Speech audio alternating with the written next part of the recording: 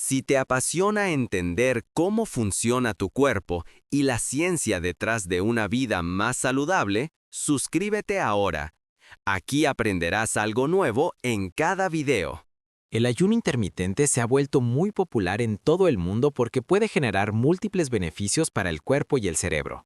Sin embargo, hay un obstáculo común que muchas personas enfrentan al empezar: el hambre.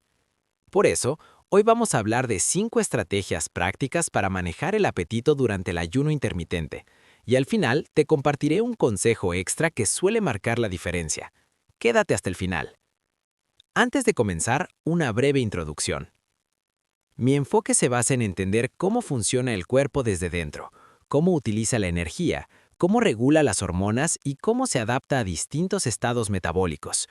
Si te interesa aprender a mejorar tu salud comprendiendo estos procesos, asegúrate de seguir este contenido para no perderte los próximos temas. Ahora sí, vayamos al punto. El ayuno intermitente no es una dieta extrema, sino una forma de organizar el tiempo en el que comes. Por ejemplo, algunas personas concentran sus comidas en una ventana de 4 horas, como comer al mediodía y terminar antes de las 4 de la tarde, lo que deja un ayuno de aproximadamente 20 horas. Otras personas prefieren un esquema más común, como el 16-8, 16 horas sin comer y 8 horas para alimentarse. La duración exacta no es lo más importante. Lo clave es permitirle al cuerpo pasar más tiempo sin estímulos constantes de comida, lo que ayuda a reducir los niveles de insulina. En casos específicos, como resistencia a la insulina muy marcada o diabetes tipo 2, algunas personas optan por ayunos más prolongados bajo supervisión, porque ciertos procesos metabólicos se activan con mayor rapidez. Independientemente del protocolo que elijas, hay algo casi inevitable. En algún momento aparecerá el hambre. Y justamente por eso estamos aquí. El ayuno puede favorecer la pérdida de grasa, mejorar la sensibilidad a la insulina y apoyar procesos de reparación celular como la autofagia.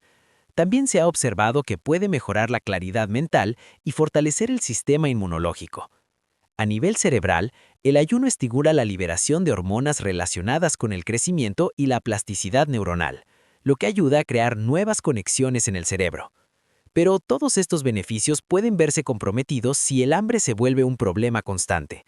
Para manejarla, primero hay que entender qué es realmente el hambre. Muchas personas creen que el hambre aumenta de forma continua cuanto más tiempo pasa sin comer, como si fuera una línea recta. En realidad, no funciona así. El hambre aparece en olas y está fuertemente influenciada por una hormona llamada grelina. La grelina se libera en horarios que el cuerpo ha aprendido a reconocer. Si estás acostumbrado a desayunar, comer y cenar a horas fijas, tu cuerpo libera grelina en esos momentos para avisarte que es hora de comer. Lo interesante es que si esa hormona se libera y tú no comes, el pico de hambre disminuye por sí solo, y si vuelve a aparecer más tarde y tampoco comes, vuelve a bajar. Con el tiempo, en la mayoría de las personas, estos picos se hacen cada vez más débiles y el hambre se vuelve menos intensa durante el ayuno. Aún así, sentir hambre al inicio es completamente normal y muchas veces no tiene que ver con una falta real de energía, sino con que el cuerpo aún no está adaptado a usar grasa como combustible. Cuando una persona no es metabólicamente flexible, su cuerpo depende casi exclusivamente del azúcar.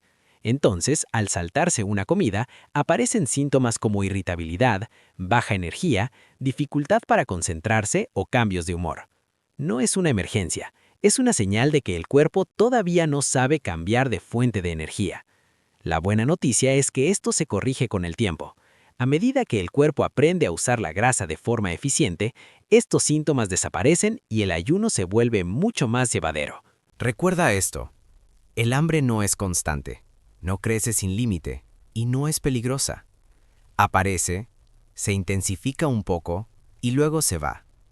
Muchas veces basta con ignorarla unos minutos o beber algo para que desaparezca. Además, el hambre suele venir acompañada de cierta ansiedad o miedo porque está asociada a la supervivencia. Pero sentir hambre no significa que algo esté mal, ni que tu cuerpo esté en peligro. Si el cuerpo no supiera cuándo llegará la próxima comida, tendría todo el sentido que activara una sensación urgente para obligarte a salir a buscar alimento. Eso es supervivencia básica, Pero el ayuno no es lo mismo que la inanición. En la inanición existe incertidumbre real, no sabes si volverás a comer. Eso genera miedo. En el ayuno, en cambio, la comida está disponible, está en tu refrigerador, en tu despensa, tu vida no corre peligro. Cuando entiendes esta diferencia, el hambre deja de ser una amenaza y se convierte simplemente en una sensación corporal temporal. Piénsalo como cuando entrenas. Si estás sentado en el sofá y te duelen los músculos, algo no cuadra. Pero si levantaste pesas hasta que los músculos ardían, ese dolor es esperado.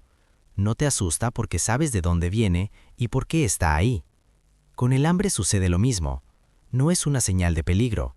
Es solo una respuesta del cuerpo mientras persigues un objetivo. Cuando sabes que no hay riesgo real, la ansiedad desaparece. Y curiosamente, el hambre también termina disipándose. Además, a medida que tu cuerpo se vuelve más eficiente usando grasa como fuente de energía, este proceso se vuelve cada vez más sencillo. El hambre pierde intensidad y duración. Y ahora que sabes que no es algo de qué preocuparse, aún puedes hacer varias cosas para que el ayuno sea más cómodo. La siguiente herramienta clave es el consumo de minerales. Cuando ayunas, los niveles de insulina descienden. De hecho, el ayuno es una de las formas más efectivas de reducir insulina. La insulina tiene una función importante. Ayuda a retener sodio. Cuando la insulina baja, el cuerpo elimina sodio con mayor facilidad y junto con ese sodio también se pierde agua. El organismo considera a los minerales y a la glucosa como recursos valiosos a corto plazo y hará lo necesario para mantenerlos estables. Incluso, puede aumentar la insulina solo para conservar sodio. Por eso, asegurarte de consumir suficientes minerales, como sodio, potasio, magnesio y calcio, puede reducir significativamente la sensación de hambre durante el ayuno. Muchas veces, el apetito no es falta de comida, sino falta de minerales. Los líquidos van de la mano con este punto. Al bajar la insulina, pierdes sodio y agua, así que beber líquidos cumple dos funciones importantes. Primero, rehidratar lo que has perdido, y segundo, reducir el hambre, porque en muchos casos el cuerpo solo está pidiendo algo. Si le das ese algo, 10 minutos después el hambre suele desaparecer. La mejor opción, sin duda, es el agua. Después vienen las infusiones de hierbas, luego el té verde, el té negro y finalmente el café. Este orden tiene que ver con la cafeína. En cantidades moderadas no suele ser un problema, pero en exceso puede activar el estrés, elevar el cortisol, subir el azúcar en sangre y provocar una respuesta de insulina. No es algo que deba obsesionarte, pero tampoco es buena idea consumir 10 o 12 tazas de café al día durante el ayuno. La cuarta herramienta es el llamado café con grasa, conocido popularmente como Bulletproof Coffee. Básicamente es café al que se le añade grasa, como mantequilla o aceite similar, y esto aporta algo de saciedad y energía con un impacto mínimo en la insulina. La insulina sigue descendiendo durante el ayuno y al consumir solo grasa se produce un aumento muy pequeño y transitorio, que luego vuelve a bajar. El efecto es prácticamente insignificante. Dicho esto, si puedes ayunar sin usarlo, mejor. Ayunar de forma completa siempre reduce más la insulina. Pero si esta herramienta es la diferencia entre abandonar el ayuno o mantenerlo, entonces úsala estratégicamente. No es obligatoria, es solo una ayuda. El quinto consejo es combinar el ayuno intermitente con una alimentación baja en carbohidratos. Los carbohidratos no solo aportan energía, también activan circuitos de recompensa en el cerebro. De hecho, existen receptores similares a los opioides que responden especialmente al azúcar y al trigo, y en menor medida a otros carbohidratos. Por eso generan placer, y por eso mismo tienden a hacerte comer más y saciarte menos. Puedes consumir una gran cantidad de pasta o arroz y aún así sentir hambre pocas horas después. Esto no suele ocurrir cuando las comidas se basan en proteínas y grasas. Además, los carbohidratos elevan la insulina, y uno de los objetivos principales del ayuno es precisamente mantenerla baja. Cuando la insulina sube, se bloquea la quema de grasa, lo que va en contra del propósito del ayuno. Pero aún peor, te da más hambre, porque reduces tu flexibilidad metabólica y limitas el acceso a una fuente clave de energía. Y hay otro efecto importante. la insulina interfiere con la leptina. La leptina es la hormona encargada de avisarle al cerebro, específicamente al hipotálamo, que ya has comido lo suficiente. Es la señal que dice, hay energía, hay nutrientes, podemos parar. El problema aparece cuando esa señal no llega con claridad. Cuando los niveles de insulina se elevan, especialmente por el consumo de carbohidratos refinados, ese mensaje se distorsiona. El cerebro no recibe correctamente la señal de saciedad, así que interpreta que todavía falta combustible, y el resultado es que sigues comiendo, incluso cuando el cuerpo ya no lo necesita. Aquí es donde una alimentación baja en carbohidratos vuelve a jugar a favor. Cuanto menos dependes de los carbohidratos, más cetonas produce tu cuerpo. Las cetonas son una fuente de energía alternativa muy eficiente, sobre todo para el cerebro. Cuando el cerebro recibe suficiente energía a partir de cetonas, el apetito disminuye de forma natural. No porque te estés forzando, sino porque ya no existe una sensación de carencia. Por eso, el ayuno intermitente y una alimentación baja en carbohidratos suelen funcionar tan bien juntos. Aunque estés comiendo, si tu alimentación favorece la quema de grasa, el cuerpo sigue entrenándose para usar su reserva energética principal. Durante el ayuno ocurre exactamente lo mismo. La grasa se convierte en el combustible dominante. Ambos enfoques aceleran la adaptación a la grasa y reducen de forma significativa la dificultad de la transición. Si durante 1, 2 o incluso 3 semanas reduces los carbohidratos hasta sentirte cómodo, notarás algo interesante. Empezarás a saltarte comidas casi sin darte cuenta. No porque debas hacerlo, sino porque tu cuerpo habrá descubierto la flexibilidad metabólica. Y por eso, para muchas personas, ayunar mientras siguen una alimentación baja en carbohidratos es mucho más fácil que intentar ayunar después de una dieta alta en azúcares y harinas. Claro, cada persona es distinta. Algunos pueden comer pizza y ayunar al día siguiente sin problema.